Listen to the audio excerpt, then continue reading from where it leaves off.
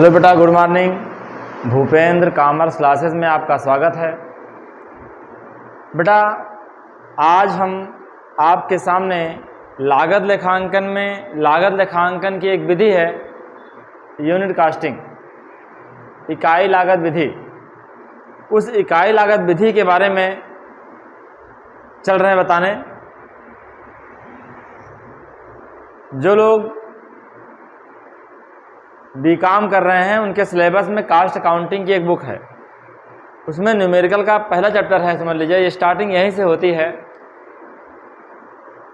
Unit casting लागत ज्ञात करने की एक विधि है, जिसके अंतर्गत हम किसी वस्तु की कुल लागत के साथ साथ प्रति इकाई लागत ज्ञात करते हैं। यानी किसी वस्तु की टोटल कास्ट के साथ साथ उसकी एक यूनिट की कास्ट भी ज्ञात करते हैं। तो बेटा, यूनिट कास्टिंग के अंतर्गत किसी भी वस्तु की लागत ज्ञात करने के लिए हम जो अकाउंटिंग फॉर्मेट यूज करते हैं, प्रारूप, किस प्रारूप में क्वेश्चन लगाए जाएंगे न्यूमेरिकल, उस फॉर्मेट को ले आने आ रहे हैं। अगर बेटा आपको ये फॉर्मेट याद हो गया, आप इस फॉर्मेट को अच्छे से समझ गए, तो जान लेना कि आपको यूनिट कास्टिंग में पक्का है कि कोई क्वेश्चन ऐसा नहीं जो आपको नहीं आएगा।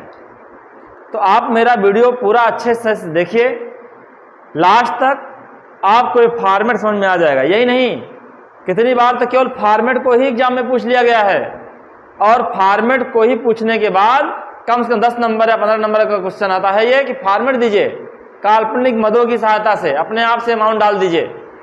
तो इससे क्या होता है कि जो विद्यार्थी, जो स्टूडेंट अपने मन से अमाउंट डाल करके फॉर्मेट को ही लिख देते हैं, उन्हें पूरा नंबर मिलता है।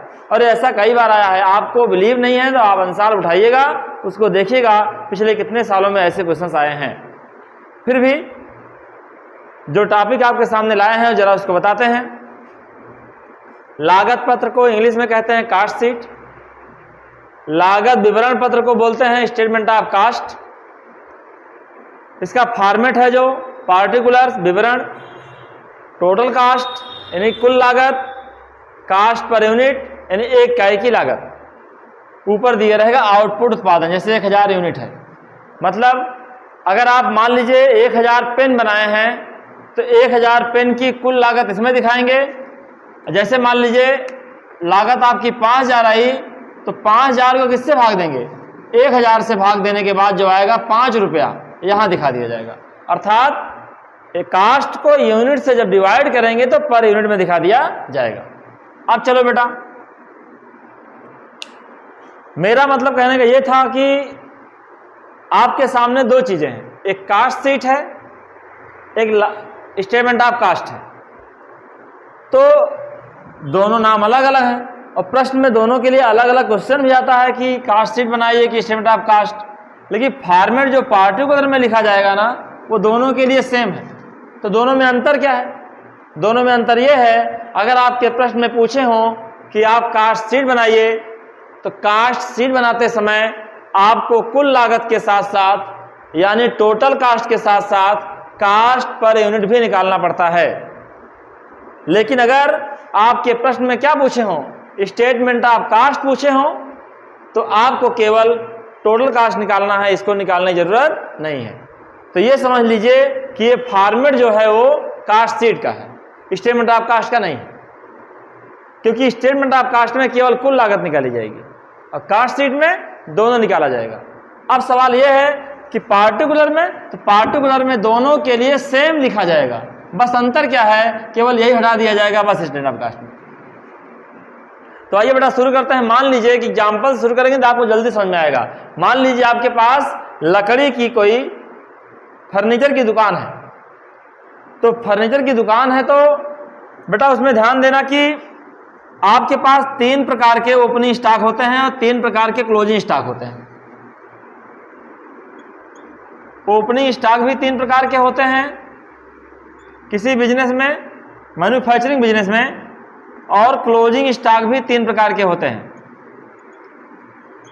ओपनिंग का मतलब जो वर्ष के अंत में है, जैसे 1 जनवरी को आपने बिजनेस में गए, 1 जनवरी को आपने अपने बिजनेस का ताला खोला, अंदर गए, तो आपके पास जो है वो ओपनिंग हो गया। लेकिन 1 साल बिजनेस करने के बाद वर्ष के अंतिम दिन जैसे 31 दिसंबर मान लीजिए, तो जब आप ताला बंद करने लगे तो जो तुम्हारे बिजनेस में है वो क्या होता है, क्लोजिंग। यानी एक वर्ष में जो क्लोजिंग होता है, वर्ष के अंतिम दिन जो क्लोजिंग होता है वही वर्ष के पहले दिन ओपनिंग स्टॉक हो जाता है। तो ओपनिंग स्टॉक 3 प्रकार के हैं, क्लोजिंग स्टॉक भी वही 3 प्रकार के हैं। कैसे? Raw material, work in progress, work in progress और finish goods, finished goods. Closing stock में भी वही raw material, work in progress और फिनिश गुड्स। जरा हम इसके बारे में समझ लें, क्योंकि यूनिट कास्टिंग में इनका बहुत महत्वपूर्ण स्थान है। किसी भी क्वेश्चन में आपको ये हमेशा मिलेंगे, यही नहीं पूरे कास्ट अकाउंटिंग में इसकी वैल्यू है। तो पहले हमें जान लें तो फॉर्मेट की तरफ चलेंगे। बेटा रॉ मटेरियल क्या होता है? जैसे आपके पास लकड़ी का नहीं फर्नीचर की दुकान है, तो फर्नीचर के लिए लकड़ी क्या होगी, रॉ मटेरियल, कच्चा माल। लेकिन अगर आप लकड़ी को चिरा लाए हैं, आरा मशीन से लकड़ी को चीर करके ले आए हैं, अभी उसे कुछ बनाया नहीं है, तो वो तुम्हारे पास जो है वो क्या है, वर्क इन प्रोग्रेस कहलाता है। यानी कुछ काम हो गया है, कुछ काम बाकी है। फिनिश गुड्स, जैसे मान लीजिए आप बेंच बनाते हैं, तो जो बेंच बनकर तैयार है अभी बिकी नहीं है, उसे क्या बोलेंगे हम, फिनिश गुड। तो किसी भी मैन्युफैक्चरिंग बिजनेस में, जैसे लकड़ी का बिजनेस है तो लकड़ी भी रहती है, कुछ पल्ले वगैरह लकड़ियाँ चीरी चिराई रहती हैं, कुछ बनकर तैयार रहती है लेकिन बिकी नहीं रहती हैं। तो जो लकड़ी है वो रॉ मटेरियल है, जो कुछ काम हो चुका है लकड़ी में वो वर्क इन प्रोग्रेस है, निकार प्रगति पर है। फिनिश गुड्स जो बनकर तैयार है लेकिन बिका नहीं है। तो ये चीजें अगर वर्ष के पहले दिन तुम्हारे बिजनेस में है कुछ, तो ओपनिंग कहलाएंगी। और यही जो वर्ष के अंतिम दिन, सब तो बिक नहीं जाएगा, कुछ तो बचा रहेगा। अगर यही चीजें आपके पास लकड़ी कुछ बची है, कुछ पल्ला वगैरह चीरे हैं बचा है, या कुछ माल बनकर तैयार है लेकिन बिका नहीं है, वर्ष के अंतिम दिन तो क्लोजिंग कहलाएगा। तो यूनिट कास्टिंग में बेटा जब आप फॉर्मेट बनाइएगा, जब क्वेश्चन लगाइएगा, तो ओपनिंग स्टॉक से कास्ट बढ़ती है, यानी जो तुम्हारे पास पहले से है वो किसी वस्तु के बनाने में ऐड होता है, लेकिन जो क्लोजिंग होता है, बचा है जो, वो क्या होता है, घट जाता है, इससे कास्ट कम होती है। जैसे आपके यहाँ कोई प्रयोजन हो, कोई कार्य हो, कोई फंक्शन हो, तो आप खाना पीना बनाने के लिए 5,000 रुपये का सामान लाइए, 50,000 रुपये का सामान लाइए, उसमें से 10,000 का सामान बच गया, तो जो बच गया वो क्लोजिंग हुआ ना।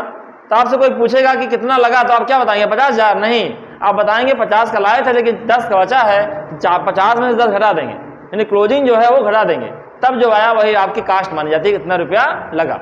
वही चीज सेम यहाँ पर है, अर्थात ओपनिंग को हम प्लस करेंगे, क्लोजिंग को घटाएंगे। जो भी चीजें हैं, चाहे ओपनिंग रॉ मटेरियल हो, चाहे ओपनिंग वर्क इन प्रोग्रेस हो, चाहे ओपनिंग फिनिश गुड्स हो, और क्लोजिंग यानी ओपनिंग को हम जोड़ देंगे, क्लोजिंग को घटा देंगे। अब सवाल यह है कि कहां जोड़ेंगे, कहां घटाएंगे, उसके लिए आपके सामने हम फॉर्मेट को ले आ रहे हैं। आइए देखते हैं बेटा। तो शुरुआत कहां से करते हैं, जान लीजिए। मान लीजिए आपके पास ओपनिंग स्टॉक ऑफ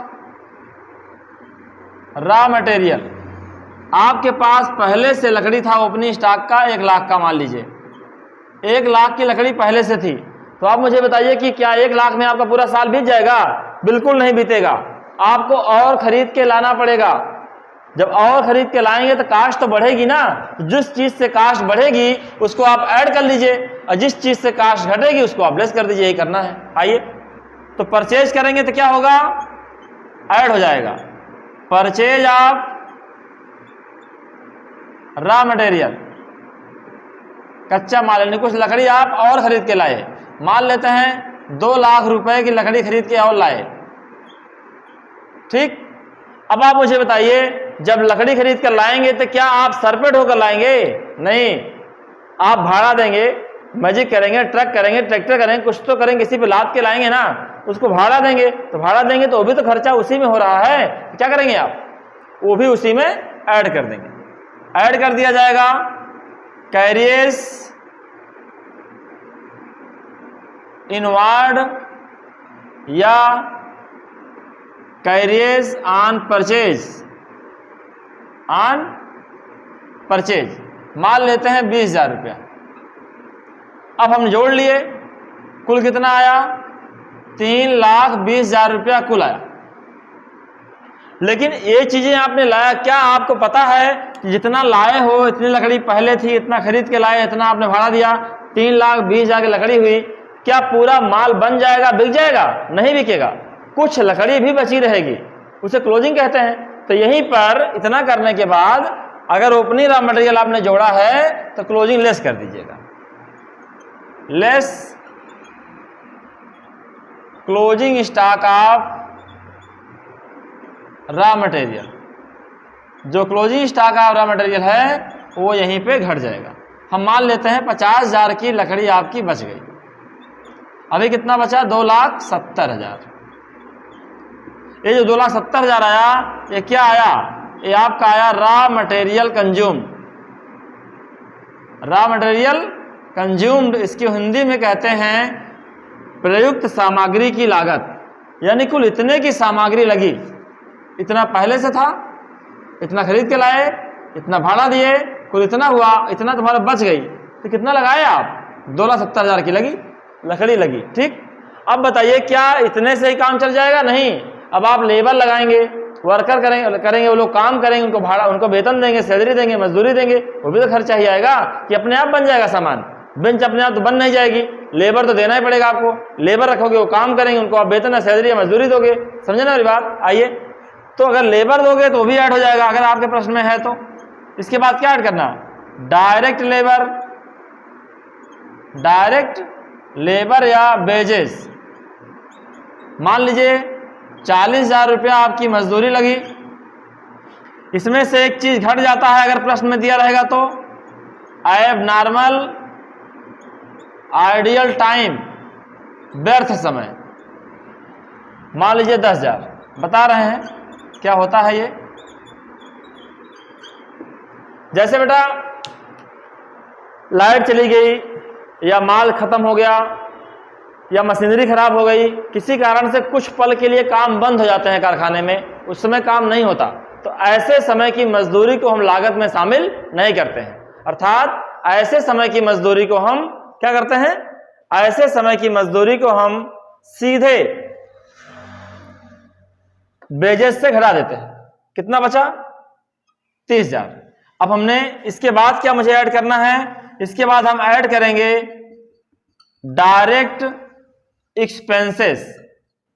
जब हम डायरेक्ट एक्सपेंस को ऐड करेंगे तो क्या आएगा? 10,000 मैंने डायरेक्ट एक्सपेंस को ऐड कर दिया, आया कितना? 2 लाख, यानी 3,10,000। ये जो हमारा आया, ये हमारा आ गया प्राइम कास्ट। प्राइम कास्ट यानी मूल लागत। तो बेटा आज हम आप सबको केवल प्राइम कास्ट तक ही बता रहे हैं। प्राइम कास्ट के बाद कल आपको इसके आगे क्या होगा क्या नहीं होगा